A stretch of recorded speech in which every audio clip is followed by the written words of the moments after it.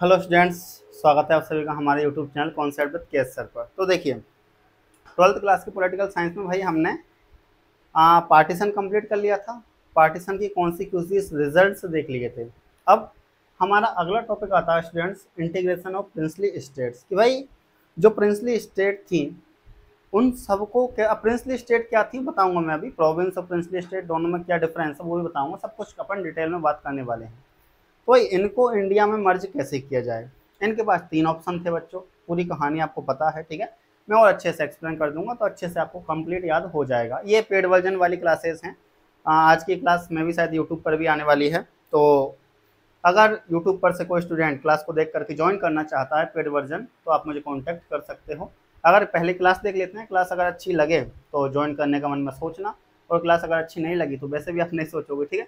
कोई बात नहीं, अगर क्लास अच्छी ना लगे तो क्लास को भी लाइक मत करना, आप अनसब्सक्राइब भी कर सकते हो। बाकी क्लास अच्छी लगेगी, इतना मुझे विश्वास है। चलिए भाई, पहले थोड़ा पढ़ लेते हैं। British India was divided into what were called the British Indian province and princely states. कि भाई ब्रिटिश इंडिया बच्चों डिवाइड हो गया था, ठीक है, जिसको किस किस में, एक प्रोविंस में और एक प्रिंसली स्टेट में डिवाइड हो गया था। The British India province were directly under the control of the British government. और बोला गया कि प्रोविंस पर सीधा सीधा कंट्रोल किसका था, ब्रिटिश गवर्नमेंट का था। On the other hand have the large and small state ruled by the princess called the princely state. और बाकी कुछ और छोटे छोटे स्टेट थे जिनको प्रिंसली स्टेट बोला गया था, जिन पर राजा का या रूलर का शासक हुआ करता था। Enjoyed some form of the control over their internal affair as long as the accept British supremacy. और प्रिंसली स्टेट में क्या हुआ करता था, जो राजा या जो रूलर हुआ करता था वो इंटरनल अफेयर को देखा करता था, और ब्रिटिश सुपरमेसी को उसने एक्सेप्ट कर लिया था। तो ये तो आप पढ़ ही सकते हो, ठीक है, ये आपके पास बुक है, आप एज इट इज सेम पढ़ सकते हो। हम इसको एक स्टोरी के फॉर्म में या शॉर्ट नोट्स के फॉर्म में आपको अच्छे से एक्सप्लेन करते हैं, ताकि चीजें आपको परमानेंट एग्जाम तक याद रहें। देखो स्टूडेंट्स, हमारा टारगेट क्या रहता है कि भाई स्टूडेंट्स को चीजें याद एग्जाम तक रहें। खैर सेटअप हमारा नया नया है पूरा पूरा, तो ट्रस्ट करना थोड़ा सा आपका ऐसा है कि भाई ट्रस्ट किया जाए या नहीं किया जाए वो आप सोच लेना। बाकी ये कि भाई ये आप पढ़ सकते हो, मैं भी पढ़ता हूँ टॉपिक के साथ साथ में। अभी अपन चलते हैं इसको अच्छे से समझने के लिए। चलिए, अगर बात करें भाई ट्वेल्थ क्लास की पॉलिटिकल साइंस, हमने ये स्टार्ट करी थी स्टूडेंट्स, और इसमें हमने कुछ टॉपिक्स कंप्लीट कर लिए थे। और आज हमारा जो अगला टॉपिक है वो है कौन सा, इंटीग्रेशन ऑफ प्रिंसली स्टेट। कौन सा students, integration of princely state. ये हमारा आज टॉपिक होने वाला है कि भाई ये जो प्रिंसली स्टेट्स हैं इनको कैसे मर्ज करें। हमारा मेन फोकस तो यही था कि भाई इनको इंडिया में मर्ज कैसे किया जाए। हमारा मेन फोकस तो क्या था कि इनको इंडिया में मर्ज कैसे किया जाए। देखो सिंपल बात कि भाई जो ब्रिटिश इंडिया हुआ करता था, ये ब्रिटिश इंडिया डिवाइड होता है बच्चों टू पार्ट में। एक को बोला गया था प्रोविंस, और एक को बोला गया था क्या बच्चों, प्रिंसली स्टेट बोला गया था एक को, ठीक है। जो प्रोविंस था वो directly control the British government, वो सीधा सीधा किसके कंट्रोल में आता था, ब्रिटिश गवर्नमेंट उस पर कंट्रोल करती थी। लेकिन जो प्रिंसली स्टेट था रूल्ड बाय द प्रिंस, उस पर राजा या रूलर का शासक हुआ करता था। और ये राजा या रूलर क्या करता था, उसके इंटरनल अफेयर के मामलों को देखा करता था। मतलब भाई सिंपल बात याद रखना कि जो प्रोविंस है, सिंपल बात क्या याद रखोगे स्टूडेंट्स, कि जो प्रोविंस है इस प्रोविंस पर क्या याद रखोगे, इस प्रोविंस पर तो सीधा सीधा किसका कंट्रोल हुआ करता था, ब्रिटिश गवर्नमेंट का कंट्रोल हुआ करता था। किस पर, प्रोविंस पर। प्रिंसली स्टेट पर भी ब्रिटिश गवर्नमेंट का कंट्रोल तो था, लेकिन इंटरनल अफेयर कौन देखेगा, इंटरनल अफेयर देखेगा भाई वहां का राजा, ठीक है। कि भाई वहां का राजा क्या करेगा बच्चों, इंटरनल अफेयर देखने का काम करेगा, आंतरिक मामले देखने का काम करेगा। तो प्रोविंस डायरेक्टली कंट्रोल किया जाता था किसके द्वारा, ब्रिटिश गवर्नमेंट के द्वारा। प्रिंसली स्टेट में रूल किया जाता था प्रिंस के द्वारा। हाँ, इन्होंने भी ब्रिटिश गवर्नमेंट की सुपरमेसी को एक्सेप्ट कर रखा था, ब्रिटिश गवर्नमेंट की सार्वभौमिकता को इन्होंने अपना रखा था। लेकिन भाई जो क्षेत्र इनका था, जो अपन कह सकते हैं कि एरिया इनका था, ठीक है, उस एरिया में राज कौन करेगा, प्रिंस करेगा, ठीक है। दूसरी बात क्या है कि आंतरिक मामले जितने भी होंगे, प्रजा पर कितना टैक्स लगाना है, प्रजा से कौन सा काम करवाना है, प्रजा के लिए कौन कौन से अधिकार देने वाले हैं, वो सब राजा डिसाइड करेगा। लेकिन एक्सटर्नल मामले जो होने वाले हैं, एक्सटर्नल मामले कौन देखेगा, एक्सटर्नल मामले देखा जाएगा ब्रिटिश गवर्नमेंट के द्वारा। एक्सटर्नल मामले कौन देखेगा, ब्रिटिश गवर्नमेंट देखेगी। अब एक्सटर्नल मामले जैसे कि मान के चलो ट्रेड, एक ट्रेड हो जाएगा एक्सटर्नल मामलों में। एक अपन मान सकते हैं कि भाई टैक्स, ट्रेड पर जो टैक्स वगैरह लगाया जाएगा, ठीक है। तो ये कुछ एक्सटर्नल मामले हैं। इसके अलावा एक सिक्योरिटी वाला मामला। तो ये जो एक्सटर्नल मामले हैं इन पर कौन कंट्रोल करेगा स्टूडेंट्स, याद रखना है, इन पर कंट्रोल करेगी कौन, ब्रिटिश गवर्नमेंट। तो समझ में आ रही है दोनों बातें आपको, तो प्रोविंस क्या है और प्रिंसली स्टेट्स क्या है, ठीक है। ये बात तो जनरल बात हुई। थोड़ा और डीपली चलते हैं भाई। प्रिंसली स्टेट ने बच्चों ब्रिटिश इंडिया का 1/3 एरिया कवर कर रखा था टोटल। इतनी सारी प्रिंसली स्टेट थी हमारे पास, ठीक है, कि भाई इन्होंने क्या कर रखा था, 1/3 एरिया कवर कर रखा था। ये छोटे छोटे स्टेट मिला करके अगर मैं बात करूं, ये छोटे छोटे स्टेट्स ने क्या कर रखा था, पूरे ब्रिटिश इंडिया का 1/3 एरिया कवर कर रखा था। इतना याद रखना है स्टूडेंट्स, ठीक है। ये बात याद रहेगी आपको कि भाई ब्रिटिश इंडिया का 1/3 एरिया कवर कर रखा था किसने, प्रिंसली स्टेट्स ने। और बुक में लास्ट में एक लाइन भी है कि भाई प्रत्येक 4 व्यक्ति में से इंडिया में एक व्यक्ति कहाँ से निकलता था, प्रिंसली स्टेट से निकलता था। एक व्यक्ति कहाँ से निकलता था, प्रिंसली स्टेट से निकलता था। इतना आपको याद रखना है, ठीक है बच्चों। ये बात तो यहाँ तक कंप्लीट है, ठीक है। जो वो पूरा पैराग्राफ था, उस पूरे पैराग्राफ को हमने समाप्त कर दिया बस इतने सी लाइनों में यहाँ पर, ठीक है।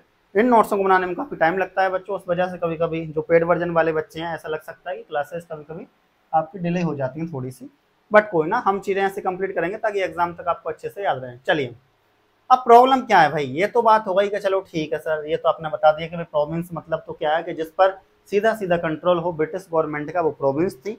और जिन पर ब्रिटिश गवर्नमेंट का कंट्रोल तो था, लेकिन रूल कौन करता था, राजा करता था बच्चों, ठीक है, या राजा का बेटा या राजा की बेटी, ठीक है, मतलब राजा लीडर है, ठीक है। इसके अलावा इंटरनल मामले जो होते थे, उस पूरे शासन के इंटरनल मामलों को देखने का काम भी कौन करता था, राजा करता था। हाँ, ब्रिटिश गवर्नमेंट क्या करेगी, एक्सटर्नल मामले जैसे ट्रेड पर लगने वाला टैक्स, सिक्योरिटी, बाउंड्री, इन सबको डिसाइड कौन करती थी भाई, ब्रिटिश गवर्नमेंट करती थी। ये सारी बात। अब अगर इस बात करें कि प्रॉब्लम क्या थी, तो टोटल बच्चों 565 छोटे छोटे स्टेट थे बच्चों। और ये छोटे छोटे स्टेट फ्री हो गए थे कब, लीगली रूप से, कानूनी रूप में फ्री हो गए थे कब। अगर बात करें बच्चों कि आज़ादी से जस्ट पहले, बिफोर इंडिपेंडेंस, आज़ादी से जस्ट पहले क्या हुआ बच्चों, ब्रिटिश गवर्नमेंट ने अनाउंस किया। आज़ादी से जस्ट पहले क्या हुआ बच्चों, ब्रिटिश गवर्नमेंट ने अनाउंस्ड किया कि भाई जैसे ही हम यहाँ से चले जाएंगे तो हमारा शासन इंडिया से खत्म हो जाएगा। इंडिया से खत्म हो जाएगा in the sense princely state से भी हमारा शासन खत्म हो जाएगा। किससे खत्म हो जाएगा बच्चों, इंडिया से खत्म हो जाएगा, यानी प्रिंसली स्टेट से भी हमारा शासन खत्म हो जाएगा। तो देखिए, ब्रिटिश गवर्नमेंट ने अनाउंस किया आज़ादी से पहले, end of their rule over India plus princely state also lapse British rule, कि भाई जैसे ही हमारा पूरे इंडिया पर कंट्रोल खत्म होगा, उसी के साथ साथ में प्रिंसली स्टेट पर भी हमारा जो अपन कह सकते हैं कि रूल है वो क्या हो जाएगा, खत्म हो जाएगा, लैप्स कर जाएगा, ठीक है। तो ये सारी बातें किसने कही, ब्रिटिश गवर्नमेंट ने अनाउंस करी यहाँ से जाने से पहले, ठीक है। अब आगे अगर अपन देखें स्टूडेंट्स, तो देखिए, अगर आगे देखें अपन सारी बातों को, तो देखिए ध्यान से, ये नोट्स आपको पीडीएफ के फॉर्म में मिल जाएंगे। आप भी एज इट इज सेम अपनी नोटबुक में ऐसे ही नोट्स बनाएं ताकि एग्जाम के टाइम पर आप जल्दी से जल्दी कर सको, इनको लर्न कर सको। बाकी पूरा की पूरा पैराग्राफ तो आपको हम बुक के अकॉर्डिंग तो प्रोवाइड कराते हैं। एक पीडीएफ नोट्स भी हम पेड वर्जन वाले स्टूडेंट्स को प्रोवाइड कराते हैं, जिसमें इन्हीं का थोड़ापन कह सकते हैं बड़ा फॉर्म होता है, ठीक है। तो वो पीडीएफ नोट्स आपको मिलते हैं, ये पूरे के पूरे व्हाइट बोर्ड वाले नोट्स आपको मिलते हैं। इसके अलावा बुक की समरी आपको मिलती है, एमसीक्यू आपको दिए जाते हैं, क्वेश्चंस आपको प्रोवाइड कराए जाते हैं, प्रैक्टिस सीट वगैरह वो सब, तो ये सब प्रोवाइड कराए जाते हैं। देखिए, अगर बात करें कि भाई प्रिंसली स्टेट, अब ब्रिटिश गवर्नमेंट ने क्या कर दिया बच्चों, ब्रिटिश गवर्नमेंट ने कि भाई अनाउंस तो कर दिया इन्होंने कि भाई जैसे ही हम जाएंगे हमारा रूल इंडिया पर से समाप्त हो जाएगा। इंडिया पर से समाप्त होने के साथ साथ में प्रिंसली स्टेट से भी हमारा शासन समाप्त हो जाएगा, ब्रिटिश गवर्नमेंट ने अनाउंस किया। अब इन प्रिंसली स्टेट को 3 ऑप्शन दिए गए बच्चों, इन प्रिंसली स्टेट्स को कितने ऑप्शन दिए गए, 3 ऑप्शन दिए गए। पहला ऑप्शन क्या दिया गया कि भाई तुम इंडिया में ज्वाइन हो जाओ। दूसरा ऑप्शन कि भाई तुम पाकिस्तान में मिल सकते हो। तीसरा ऑप्शन कि अगर तुम किसी में नहीं मिलना चाहते तो आज़ाद रह सकते हो। तो पहला ऑप्शन देखो बच्चों कि या तो तुम चाहो तो इंडिया में ज्वाइन हो जाओ, दूसरा ऑप्शन तुम चाहो तो पाकिस्तान में ज्वाइन हो जाओ, तीसरा ऑप्शन तुम चाहो तो आज़ाद भी रह सकते हो। 3 ऑप्शन दिए गए किसको, प्रिंसली स्टेट्स को 3 ऑप्शन दिए गए। अब देखिए, 3 ऑप्शन तो दिए गए, लेकिन अब अगर मान के चलो कोई प्रिंसली स्टेट, देखो भाई अगर मैं बात करूं बच्चों, अगर मैं बात करूं, ध्यान देना आप इधर, किसी भी प्रिंसली स्टेट में कौन कौन होता है भाई, किसी भी प्रिंसली स्टेट में एक तो होता है रूलर, राजा या किंग, ठीक है, और एक होती है पब्लिक। एक कौन होती है स्टूडेंट, पब्लिक होती है। एक रूलर होता है और एक पब्लिक होती है। अब अगर मैं आपसे बात करूं कि भाई किसी भी प्रिंसली स्टेट को मान के चलो कि मिलना है किसमें, इंडिया में मिलना है, मान के चलो कोई प्रिंसली स्टेट ऐसी है बच्चों जिसको किसमें मिलना है, जिसको मान के चलो कि इंडिया में मिलना है, तो ये डिसीजन कौन लेगा, ये डिसीजन कौन लेगा, क्या रूलर ये डिसीजन लेगा या फिर पब्लिक ये डिसीजन लेगी। तो आपको एक बात याद रखनी है बच्चों, आपको एक बात याद रखनी है कि अगर कोई भी प्रिंसली स्टेट, चाहे वो इंडिया में मिलना चाहे, चाहे वो पाकिस्तान में मिलना चाहे, चाहे वो आज़ाद रहना चाहे, यह डिसीजन किसका होगा, पब्लिक का होगा या रूलर का होगा। तो ये डिसीजन होगा बच्चों रूलर का। ये डिसीजन किसका होगा, ये डिसीजन होगा रूलर का, राजा का होगा, शासक का होगा, इतना याद रखना है, ठीक है। तो एनी हाउ कंडीशन हमको क्या करना है, तो भाई शासक को मनाना है, राजा को हमको मनाना है। किसको मनाना है बच्चों, हमको राजा को मनाना है, ताकि राजा क्या करे, ताकि राजा क्या करे, राजा मिल जाए किस में आकर के, राजा चाहे तो पाकिस्तान में मिल सकता है, राजा चाहे तो इंडिया में मिल सकता है, राजा चाहे तो इंडिपेंडेंस भी रह सकता है। हम क्या चाहते हैं, हम चाहते हैं कि पूरे प्रिंसली स्टेट के राजा चाहें कि भाई वो इंडिया में मिलेंगे, हम तो यही चाहेंगे, ऑब्वियसली बात है, ठीक है। तो अब क्या है कि भाई ये डिसीजन किसका होगा, ये डिसीजन किसका होगा कि भाई किस में मिलना है, तो ये decision not to the people, कि भाई लोगों का नहीं होगा ये decision, to the princely ruler. ये किसका होगा, प्रिंसली रूलर का डिसीजन होगा कि वो इंडिया में मिलेंगे, पाकिस्तान में मिलेंगे या इंडिपेंडेंस मतलब आज़ाद रहेंगे। यहाँ तक की कहानी कंप्लीट है बच्चों, बिल्कुल सरल तरीके में समझाया गया है आपको। इधर देखिए सिंपल वे में, आगे देखिए भाई सीरियस प्रॉब्लम और थ्रेटन, कि भाई ये जो पूरा मुद्दा है प्रिंसली स्टेट का, अगर मान के चलो ये पूरी प्रिंसली स्टेट बच्चों पाकिस्तान में मिल गई या इंडिपेंडेंस नहीं, देखो पाकिस्तान में मिल गई तो ऑब्वियसली बात है हमारी पूरी यूनाइटेड इंडिया अखंड भारत के लिए खतरा है, पहली बात। दूसरी बात, अगर ये प्रिंसली स्टेट बच्चों इंडिपेंडेंट रहती हैं तो क्या होगा, छोटे छोटे देश बन जाएंगे भाई, फिर तो पूरे भारत में फिर तो 565 देश बन जाएंगे, बहुत सारे बड़े छोटे छोटे। अब इन छोटे छोटे देशों पर कोई भी अटैक करके जीत सकता है, और जीत लेगा तो फिर सिंपल प्रॉब्लम आने वाली है हमको। तो भाई इसीलिए क्या है कि भाई ये सीरियस प्रॉब्लम भी और एक प्रकार का थ्रेटन भी है, किसके लिए, यूनाइटेड इंडिया के लिए, अखंड भारत के लिए। किसके लिए बच्चों, अखंड भारत के लिए, यूनाइटेड इंडिया के लिए, जो प्रिंसली स्टेट का मर्जर है, ठीक है। या अगर इंडिया में मिलती हैं तो बहुत अच्छी बात है, लेकिन अगर कोई पाकिस्तान में मिल जाए या फिर कोई इंडिपेंडेंस रह जाए तो ये सीरियस प्रॉब्लम हो जाएगी, किसके लिए, यूनाइटेड इंडिया के लिए। कंप्लीट है बच्चों, यहाँ तक ये पूरी कहानी देख लीजिए एक बार आप, आगे चलना भाई। चलिए अब आगे बात करें बच्चों, तो ध्यान से देखिए आप, आगे बात करें अगर अपन आगे देखते हैं बच्चों, एक मिनट। चलिए अगला, अब क्या होता है, ध्यान से देखना, अब क्या होता है, प्रॉब्लम स्टार्टेड वेरी सून। अब समस्या जल्दी ही क्या हो जाती है बच्चों, स्टार्ट हो जाती है। एक मिनट, जस्ट अ मिनट। चलिए समस्या जल्दी स्टार्ट हो जाती है। अब समस्या कैसे स्टार्ट होती है भाई, हमको करना क्या है, हम पढ़ क्या रहे हैं, हमको करना क्या है, हमको जो प्रिंसली स्टेट्स हैं उनको मिलाना है इंडिया में, हम तो यही चाहते हैं भाई, ठीक है। तो प्रॉब्लम स्टार्टेड वेरी सून, कि भाई यहाँ पर कुछ प्रिंसली स्टेट का एग्जाम्पल दे रहा हूँ मैं, 3। एक बच्चों एग्जाम्पल दे रहा हूँ मैं त्रावणकोर का, किसका एग्जाम्पल दे रहा हूँ, त्रावणकोर का एग्जाम्पल दे रहा हूँ। तो भाई एक तो त्रावणकोर, ठीक है, एक हैदराबाद जिसके रूलर को निज़ाम कहा जाता था, एक भोपाल जिसके रूलर को नवाब कहा जाता था। ये जो 3 थी ना बच्चों, एक तो हैदराबाद याद रखना है, ठीक है, एक त्रावणकोर और एक भोपाल जिसके राजा को नवाब कहा जाता था। तो याद रखना है, हैदराबाद का राजा निज़ाम, भोपाल का राजा नवाब, याद रखोगे। हैदराबाद का राजा कौन कहलाएगा, निज़ाम हैदराबाद के राजा को कहते थे और भोपाल के राजा को नवाब कहते थे, उतना याद रखना है। तो त्रावणकोर और हैदराबाद के जो रूलर हुआ करते थे उन्होंने अनाउंस किया कि भाई हम तो क्या रहेंगे, इंडिपेंडेंट रहेंगे, हम नहीं मिलने वाले किसी में। इन्होंने क्या अनाउंस किया कि हम रहेंगे इंडिपेंडेंट, हम क्या रहेंगे, इंडिपेंडेंट रहेंगे, ना ही हम इंडिया में मिलेंगे, ना ही हम पाकिस्तान में मिलेंगे, ना ही हम सॉरी, इन्होंने दोनों ने बोला कि भाई हम क्या करेंगे, हम इंडिपेंडेंट रहेंगे, हम इंडिया या पाकिस्तान में नहीं मिलने वाले हैं, इन्होंने ऐसा कहा। हमारे साथ दिक्कत ये हुई कि भाई अगर मान के चलो ये इंडिपेंडेंट रहते हैं, कौन कौन, अगर त्रावणकोर इंडिपेंडेंट रहे या हैदराबाद का राजा कहे कि भाई मैं इंडिपेंडेंट रहूंगा, तो हमारे लिए दिक्कत ये है कि भाई इन दोनों पर कोई भी अटैक करके इनको जीत लेगा, और इनको जीत लेगा तो समस्या तो हमको ही आने वाली है, सबसे बड़ी समस्या हमारे साथ ही है। As it is same Bhopal का नवाब, भाई भोपाल का नवाब क्या कहता है, कॉन्स्टिट्यूएंट असेंबली को ज्वाइन करने में इसने प्रतिकूलता दिखा दी कि भाई मैं भी कॉन्स्टिट्यूएंट असेंबली ज्वाइन नहीं करूंगा। अब दिक्कत ये हो गई थी कि इनको कैसे समझाएं, इन तीनों को कैसे समझाएं भैया कि तुम इंडिया में आके मिल जाओ, हमारे साथ बड़ी प्रॉब्लम ये थी, आगे देखो, पर हम मना ही लेंगे। अब अगर बात करें बच्चों, अगर ऐसा हुआ कि ये आज़ाद ही रहें, इंडिपेंडेंट रहें, तो हमारे साथ बड़ी समस्या आ जाएगी कि India divided to many small countries, Bharat में फिर तो छोटे छोटे देश बन जाएंगे भाई।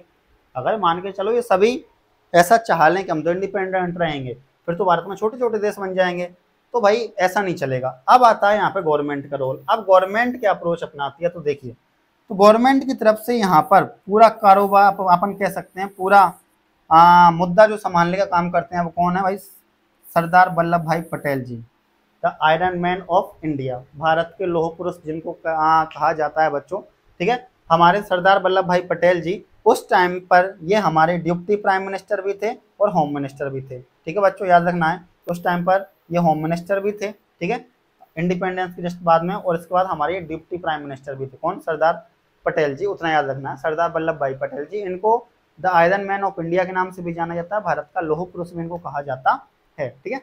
अब इन्होंने क्या किया बच्चों, इन्होंने हिस्टोरिक रोल प्ले किया, किसमें, किस चीज के लिए हिस्टोरिक रोल प्ले किया, इन्होंने प्रिंसली स्टेट के इंटीग्रेशन को लेकर के हिस्टोरिक रोल प्ले किया। इन्होंने प्रिंसली स्टेट के साथ नेगोशिएटिंग किया, उनके रूलर्स के साथ में, ठीक है, किसके रूलर्स के साथ में, प्रिंसली स्टेट के रूलर्स के साथ में नेगोशिएट किया कि भाई, और नेगोशिएट किस चीज को लेकर के, कि भाई आप किस में आ जाओ, किस में मिल जाओ, आप इंडिया में आकर के मिल जाओ। इन्होंने बहुत समझाया उनको। आगे देखो, कुछ मान भी गए थे, कुछ नहीं मान रहे थे, पर हम मना ही लेंगे भाई सबको। देखिए, अगर बात करें, ध्यान से देखना, अगर बात करें, सुनो, it was a complicated task, कि भाई ये देखने में सिंपल लगता है लेकिन ये सच में क्या है, एक कॉम्प्लिकेटेड टास्क है। ये क्या है बच्चों, एक कॉम्प्लिकेटेड टास्क है, उतना याद रखना है।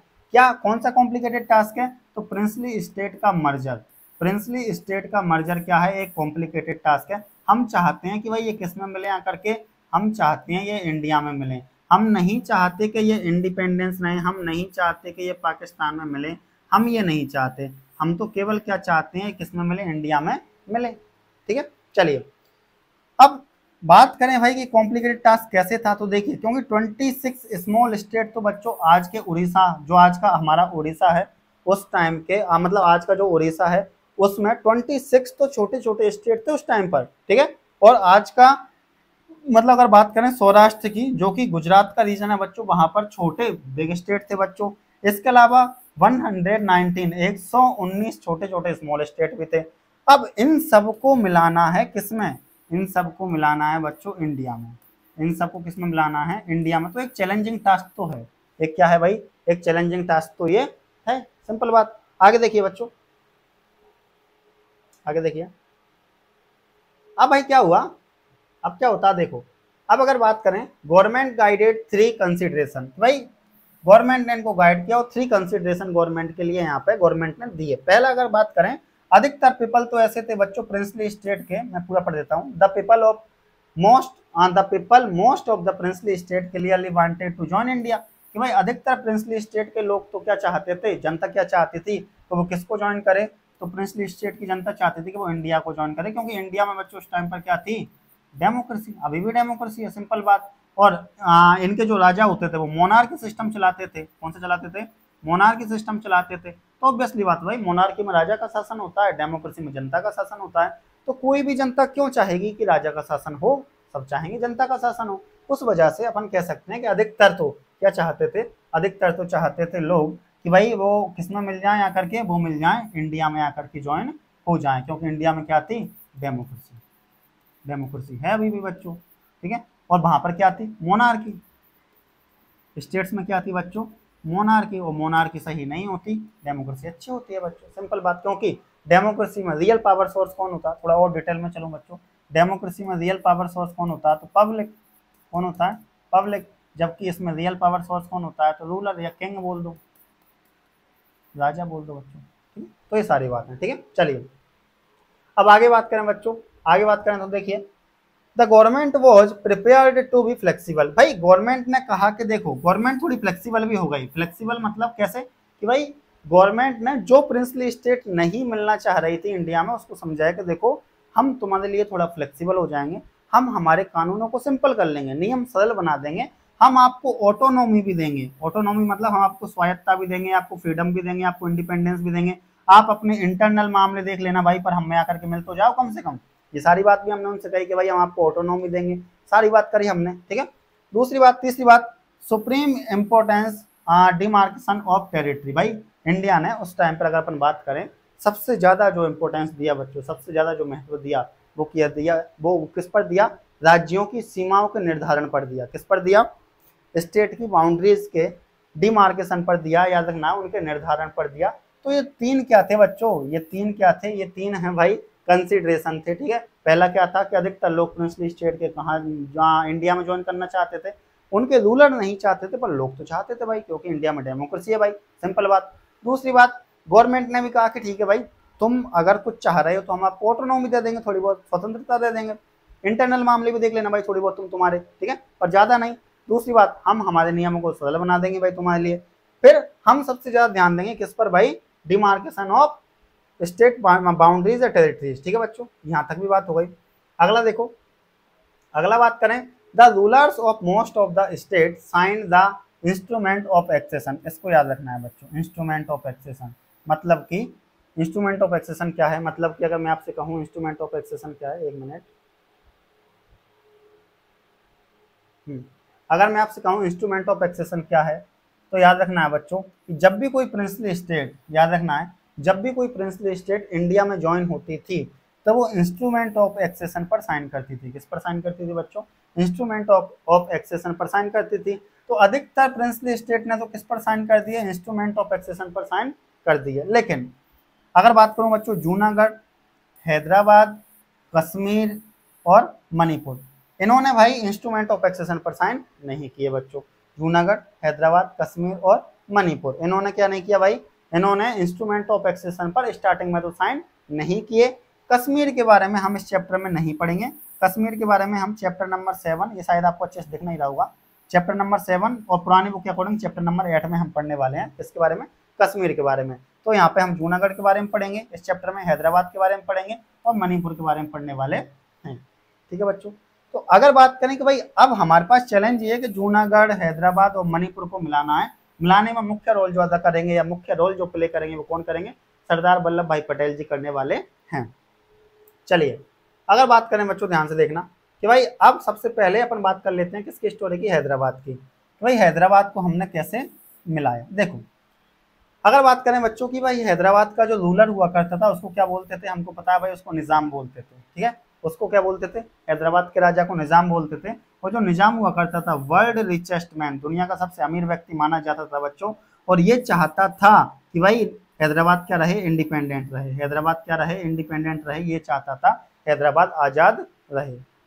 समझ पा रहे हो बच्चों यहाँ तक, ठीक है। वही हैदराबाद का जो रूलर है उसको निजाम कहा जाता था, वर्ल्ड रिचेस्ट मैन हुआ करता था बच्चों, ये माना जाता था इसको, और ये चाहता था, वांटेड टू इंडिपेंडेंस, कि भाई हैदराबाद क्या रहे, आजाद रहे, मतलब हैदराबाद ना तो इंडिया में मिले, हैदराबाद ना ही पाकिस्तान में मिले, ये चाहता था, और हैदराबाद तो क्या रहे, इंडिपेंडेंट रहे, ठीक है, ये भाई साहब ऐसा चाहते हैं।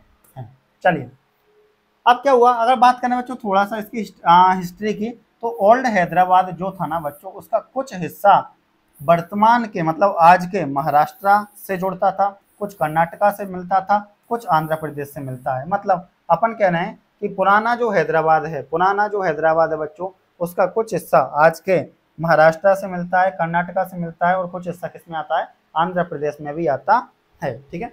यहाँ तक तो ये थोड़ी इसकी हिस्ट्री है, अपन ने जाना है, ठीक है, बाकी आपको ये चीजें याद रखनी है। चलिए आगे देखें बच्चों, आगे देखें तो देखिए बच्चों, अब अगर बात करें कि भाई हैदराबाद का जो निज़ाम है बच्चों, किसकी बात कर रहे हैं कि हैदराबाद का जो निज़ाम है बच्चों, उसके कुछ ऑपरेसिव रूल या ऑपरेसिव पॉलिसीज थी, दमनकारी नीतियां थी बच्चों, क्या थी, दमनकारी नीतियां थी। दमनकारी नीतियों का मतलब क्या है, दमनकारी नीतियों का कि भाई जनता के लिए वहां पर ज्यादा अधिकार नहीं दिए गए, जनता को दबाने वाली कुछ नीतियां थी जिनको ऑपरेसिव नीतियां कहा जाता था। अब ऑपरेसिव नीतियों को कौन सहेगा, सिंपल सी बात है, तो जनता इसके अगेंस्ट में हो गई बच्चों, किसके अगेंस्ट में हो गई, निजाम के अगेंस्ट में हो गई जनता, ठीक है। जब जनता इसके अगेंस्ट में हो गई तो जनता ने क्या कर दिया, स्टार्टेड मूवमेंट अगेंस्ट द निजाम, तो निजाम के अगेंस्ट में जनता ने क्या कर दिया बच्चों, आंदोलन छेड़ दिया, किसके अगेंस्ट में, किसके अगेंस्ट में, जहाँ निजाम के अगेंस्ट में जनता ने क्या कर दिया बच्चों, आंदोलन स्टार्ट कर दिया, ठीक है, राजा के अगेंस्ट में, क्योंकि राजा की कुछ पॉलिसी कैसी थी भाई, ऑपरेसिव पॉलिसी थी, ऑपरेसिव रूल थे, उस वजह से निजाम, उस वजह से जनता ने क्या किया कि भाई राजा के अगेंस्ट में क्या कर दिया, मूवमेंट स्टार्ट कर दिया, ठीक है बच्चों, यहाँ तक की कहानी भी हो गई। आगे देखो अब क्या होता है कि भाई इस मूवमेंट का जो केंद्र बना ना बच्चों की, सबसे ज्यादा ये मूवमेंट कहाँ चला, तो इस मूवमेंट का केंद्र बना बच्चों हैदराबाद, कौन बना, हैदराबाद बना। और इस मूवमेंट में महिलाओं ने भी बढ़ चढ़ करके हिस्सा लिया। किसने बढ़ चढ़ करके हिस्सा लिया? महिलाओं ने भी बढ़ चढ़ करके हिस्सा लिया बच्चों, ठीक है। अब निजाम ने क्या किया भाई, निजाम ने देखो बच्चों कि जब इसको पता चला कि जनता इसके अगेंस्ट में मूवमेंट स्टार्ट कर रही है, तो निजाम की जो खुद की इसकी पैरा मिलिट्री फोर्स थी बच्चों, जिसको रजाकार्स कहा जाता था, इसने रजाकार्स को आदेश दिया कि भैया तुम जाओ और जनता को मारो पीटो, जो भी करना है करो, ठीक है। तो भाई इस रजाकार्स या अपन कहें इस पैरा मिलिट्री फोर्स ने, जो कि किसकी थी? निजाम की थी, इसने जनता को बच्चों मारा, रेप किया, उनको लूटा, ठीक है। और सबसे ज्यादा टारगेट किया था पर्टिकुलरली नॉन मुस्लिम्स को। किसको सबसे ज्यादा टारगेट किया था? जो नॉन मुस्लिम पीपल थे बच्चों, उनको सबसे ज्यादा टारगेट किया था। किसने? ये जो रजाकार से बच्चों, ठीक है, किसकी? पैरामिलिट्री फोर्स है जनता का, उसकी राजा की, उसने सबसे ज्यादा किसको टारगेट किया? नॉन मुस्लिम्स को सबसे ज्यादा टारगेट किया, याद रखना है। प्लस इन्होंने लोगों को मारा, रेप किया, उनको लूटा, वो सारी प्रोसेस इन्होंने करी बच्चों, ठीक है। अब क्या हुआ कि लोग और गुस्से में आ गए भाई, जब इन्होंने ऐसा किया पैरामिलिट्री फोर्स ने। अब इसकी खबर पहुंचेगी इंडियन गवर्नमेंट को। इंडियन गवर्नमेंट क्या करेगी? इसको कंट्रोल करेगी, फिर इसको अपन मिला लेंगे। देखिए पूरी प्रोसेस आगे, आगे देखो बच्चों, आगे देखो।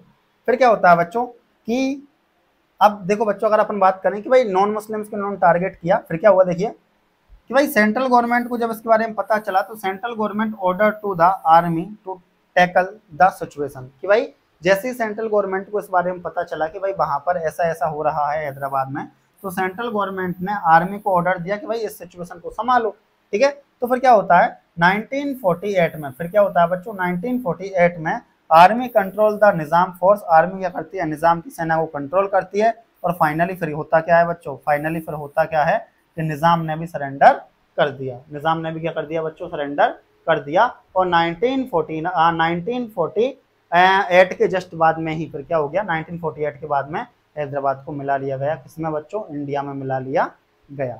ये तो होती है बच्चों किसकी कहानी? हैदराबाद की पूरी कहानी। आप बुक में पढ़ोगे as it is same point हैं सारे के सारे, पर बुक में एक साथ बहुत बड़े बड़े लाइनों में लिखी हुई हैं, उस वजह से याद करने में थोड़ा सा हो सकता है कि कॉम्प्लिकेटेड लगे। बस इस तरीके से आपको ये इजीली याद हो जाएंगे। आप देख सकते हो कितने सही तरीके से हमने ये आपके लिए डिज़ाइन किए हैं सारे के सारे। आप भी अपने ऐसे कंप्लीट करें बच्चों, ताकि ये जल्दी से जल्दी कंप्लीट हो जाएं, ठीक है। जो बैच में ज्वाइन है स्टूडेंट्स, उनको तो ये मिल ही जाएंगे, तो आप यहाँ से लिख सकते हैं, और आपके अकॉर्डिंग जो भी और एक्स्ट्रा लिखना हो वो लिख लेना। चलिए बच्चों, मणिपुर की स्टोरी याद करते हैं भैया। मणिपुर में क्या हो रहा था? तो भाई देखो, मणिपुर के राजा को महाराजा कहा जाता था। क्या कहा जाता था बच्चों?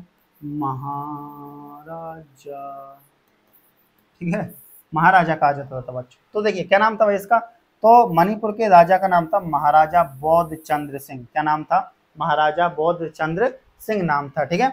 महाराजा बौद्ध चंद्र सिंह ने बोला कि ठीक है भाई मैं साइन तो कर दूंगा। इसने क्या बोला कि ठीक है मैं साइन तो कर दूंगा। किस पर? इंस्ट्रूमेंट ऑफ एक्सेशन पर। साइन किस पर करना है भाई? इंस्ट्रूमेंट ऑफ एक्सेशन पर। तो उसने बोला ठीक है मैं साइन कर दूंगा, मेरी एक कंडीशन है कि भाई मैं इंटरनल ऑटोनॉमी चाहता हूँ। मैं क्या चाहता हूँ?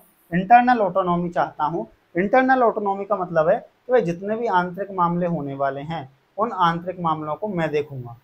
मेरे शासन के जितने भी आंतरिक मामले होने वाले हैं मणिपुर में लोगों पर टैक्स क्या लगाया जाएगा, मणिपुर में लोगों को कौन कौन से अधिकार दिए जाएंगे, उनमें से थोड़ी बहुत आंतरिक मामले मैं देखने वाला हूँ। ऐसा कौन कहता है? ऐसा कहता है महाराजा बौद्ध चंद्र सिंह। भाई इसको बहुत तरीके से समझाया तो समझ ही नहीं रहा था ये। फिर सरकार ने भी सोचा कि ठीक है भाई, स्टार्टिंग में तो इसकी बात मान लेते हैं, क्या ही जा रहा है। तो भैया स्टार्टिंग में तो हमने कहा ठीक है भैया तू इंटरनल मामले देख लेना, ठीक है ना, हम क्या करते हैं, पर तू साइन तो कर दे किस पर? इंस्ट्रूमेंट ऑफ एक्सेशन पर साइन कर दे, तो इंटरनल मामले देख लेना। हमने ये बात कर ली भाई इससे। तो देखिए फिर क्या हुआ भाई, इसने साइन कर दिया। लेकिन क्या हुआ कि इसकी जो कुछ पॉलिसियां थी ना बच्चों, इसकी जो कुछ पॉलिसियां थी, तो फिर क्या हुआ देखो, इसकी कुछ पॉलिसियों से जनता ने इसके अगेंस्ट में विरोध करना स्टार्ट कर दिया। किसके अगेंस्ट में? महाराजा बौद्ध चंद्र के सिंह में। तो इसने क्या किया, जनता के दबाव में आकर के भाई महाराजा ने इलेक्शन कंडक्ट कराए थे। भाई हाँ, जनता ने कहा कि भाई हमको चाहिए डेमोक्रेसी। जनता ने क्या कहा? हमको क्या चाहिए? हमको चाहिए डेमोक्रेसी। तो इसने कहा कि ठीक है भाई मैं इलेक्शन कंडक्ट करा रहा हूँ, क्योंकि डेमोक्रेसी में भी इलेक्शन होते हैं। तो इसने इलेक्शन कंडक्ट कराए, ठीक है। और इलेक्शन जो हुए बच्चों वो यूनिवर्सल अडल्ट फ्रेंचाइज, याद रखना है, यूनिवर्सल अडल्ट फ्रेंचाइज, सार्वभौमिक वयस्क मताधिकार। क्या बोलेंगे बच्चों? सार्वभौमिक वयस्क मताधिकार। फर्स्ट टाइम मणिपुर में यूनिवर्सल अडल्ट फ्रेंचाइज हुआ बच्चों, ठीक है। और बात करें तो जून 1948 में बच्चों क्या हुआ कि यहाँ पे इलेक्शन कंडक्ट हुए, और इलेक्शन के साथ साथ ही फिर आया मणिपुर क्या बन गया बच्चों, कॉन्स्टिट्यूशनल मोनार्की। क्या बन गया बच्चों, कॉन्स्टिट्यूशनल मोनार्की बन गया। इसको थोड़ा समझाना पड़ेगा कि भाई कॉन्स्टिट्यूशनल मोनार्की क्या होता है। कॉन्स्टिट्यूशनल मोनार्की की बात करेंगे तो संविधान भी होगा, इसके साथ साथ में राजा भी होगा, मतलब रूलर भी होगा और कॉन्स्टिट्यूशन भी होगा। रूलर भी होगा और कौन होगा, कॉन्स्टिट्यूशन भी साथ होगा। जैसे कि डेमोक्रेसी में बात करें, डेमोक्रेसी में रियल पावर सोर्स रूलर नहीं है, जनता है। कौन है, जनता है। जनता के साथ संविधान है बच्चों, ठीक है। तो यहाँ पे भाई कॉन्स्टिट्यूशन भी होगा और राजा भी होगा। लेकिन दिक्कत क्या आ रही थी कि भाई राजा कॉन्स्टिट्यूशन के अकॉर्डिंग चल ही नहीं रहा था। इसकी तो खुद की ऑपरेसिव पॉलिसियां थी, दमनकारी नीतियां थी। किसकी, इस खुद राजा की। तो भाई जनता ने सोचा कि यार चाहे इलेक्शन कंडक्ट करा दिए 1948 में, लेकिन फिर भी ये हमारी बात तो नहीं मान रहा। जनता लगातार इसका विरोध कर रही थी बच्चों। फिर इंडियन गवर्नमेंट अपना स्टैंड लेती है बच्चों। फिर इंडियन गवर्नमेंट का मामला आएगा तो भारतीय सरकार ने भी क्या किया, भारतीय सरकार ने भी, कांग्रेस तो चाहती थी कि भाई ये किसमें मर्ज हो जाए, इंडिया में मर्ज हो जाए। कुछ पॉलिटिकल पार्टियां इसका विरोध कर रही थी कि नहीं भाई इसको तो इंडिपेंडेंस रहने दो। लेकिन जो कांग्रेस थी बच्चों उस टाइम पर, वो तो चाहती थी कि नहीं भाई इसको क्यों रहने दो अलग, सबको मिलाया तो उसको भी मिलाओ। तो फिर कांग्रेस ने क्या किया, मतलब सरकार ने क्या किया कि भाई इस पर प्रेशराइज डाला, मतलब प्रेशर डाला, इस पर दबाव डाला, the maharaja to sign the instrument of accession. इस पर दबाव डाला कि भैया चुपचाप से किस पर साइन कर दें, इंस्ट्रूमेंट ऑफ एक्सेशन पर चुपचाप से साइन कर दो, ठीक है। और फाइनली फिर होता क्या है बच्चों, फाइनली फिर क्या होता है कि भाई साहब जब सरकार ने दबाव डाला तो सितंबर 1949 में इस महाराजा ने भी किस पर साइन कर दिए, इंस्ट्रूमेंट ऑफ एक्सेशन पर साइन कर दिए। और इसको भी मर्ज कर लिया गया किसमें बच्चों, इंडिया में मर्ज कर लिया गया। ठीक है बच्चों, ये हुआ अपना पूरा टॉपिक। ये क्या हुआ बच्चों, अपना पूरा टॉपिक खत्म हुआ। आज के टॉपिक में क्या क्या देखा, इतना बड़ा टॉपिक है बच्चों ये। आप बुक देखो, जैसे कि मैं आपको बताऊं, एक मिनट, ये देखिए बच्चों, यहाँ से स्टार्ट है ये द प्रॉब्लम हमने देखा, एज इट इज सेम है बच्चों। जैसे आप पढ़ोगे आपको समझ में आ जाएगा। यहाँ से स्टार्ट है ये, ठीक है। जैसे आप देखोगे फिर ये सारा, फिर गवर्नमेंट अप्रोच आएगा बच्चों, ठीक है, ये सारा। फिर आपके बच्चों हैदराबाद आएगा, हैदराबाद की कहानी, फिर जो हमने पढ़ाई है एज इट इज सेम है बच्चों। फिर मणिपुर की कहानी, देन उसके बाद आपको यहाँ पर ये खत्म होगा बच्चों, ठीक है। तो इतना बड़ा टॉपिक हमने आपको बहुत अच्छे से कंप्लीटली समझा दिया है बच्चों, ठीक है। आप एक बार एनसीईआरटी पढ़े बच्चों, सेम टू सेम आपको चीज़ें बिल्कुल वहाँ पर मिलने वाली हैं। मैं तो अगर आपको लगे कि नहीं सर आप एनसीईआरटी की लाइन टू लाइन भी आप पढ़िए साथ साथ में, तो ऐसा भी कर देंगे, आप कमेंट बॉक्स में बता सकते हो। अपना चैप्टर ऑलमोस्ट 95% तो मान के चलो कि खत्म हो चुका है। कितना खत्म हो गया बच्चों, कितना खत्म हो गया, तो 95% तो अपना चैप्टर खत्म हो गया। अब कितना बचा है भाई, 5% ऑलमोस्ट चैप्टर अपना बाकी है। एक ही टॉपिक बाकी है, स्टेट रीऑर्गेनाइजेशन, कि भाई रीऑर्गेनाइजेशन करना है किसका, स्टेट्स का। एक टॉपिक बाकी है बच्चों, ठीक है। ये सब हम पढ़ेंगे अब कब, नेक्स्ट क्लास में, ठीक है। तो एक क्लास और आने वाली है पॉलिटिकल साइंस के चैप्टर नंबर 1 की, जिसमें आपका चैप्टर नंबर 1 अच्छे से कंप्लीट हो जाएगा। उसके बाद आपका इसी चैप्टर का होगा बच्चों टेस्ट। इसके कुछ एमसीक्यू आपको प्रोवाइड कराए जाएंगे, कुछ शॉर्ट, कुछ वेरी शॉर्ट, कुछ ऐसे टाइप ये क्वेश्चन भी आपको प्रोवाइड कराए जाएंगे। टेस्ट, इसके अलावा पीडीएफ नोट्स, जो पेड वर्जन वाले बच्चे हैं उनके लिए पीडीएफ नोट्स प्लस ये वाइट बोर्ड वाले नोट्स, ठीक है। देन इसके साथ साथ में टेस्ट वगैरह आपको कंडक्ट कराई जाएंगे बच्चों टाइम टू टाइम, ठीक है। एमसीक्यू वगैरह प्रोवाइड कराई जाएंगे आपको टाइम टू टाइम, और सारी बातें होती रहेंगी, ठीक है। यूट्यूब पर से अगर कोई बच्चा हमारे बैच को ज्वाइन करना चाहता है तो मुझे सीधा कांटेक्ट कर सकता है, या कमेंट बॉक्स में भी आप कमेंट कर सकते हो। मैं आपके कमेंट को देख करके आपको रिप्लाई कर दूंगा। तो कैसी लगी आज की क्लास, कमेंट बॉक्स में कमेंट करके जरूर बताएं। हाँ, इसके डिटेल पीडीएफ नोट्स, जैसे कि ये बहुत बड़े पैराग्राफ हैं तो इनके डिटेल पीडीएफ नोट्स भी आपको प्रोवाइड करा दिए जाएंगे बच्चों, ठीक है। वाइट बोर्ड वाले नोट्स भी आपको प्रोवाइड करा दिए जाएंगे। आज के लिए इतना ही। और ज्योग्राफी की जो क्लासेज चल रही हैं उसमें आज एक क्लास आएगी, जो बैच वाले बच्चे हैं उनकी ज्योग्राफी का चैप्टर आज खत्म हो जाएगा। पूरी को हम कोशिश करेंगे। थैंक यू बच्चों, मिलते हैं अगली क्लास में।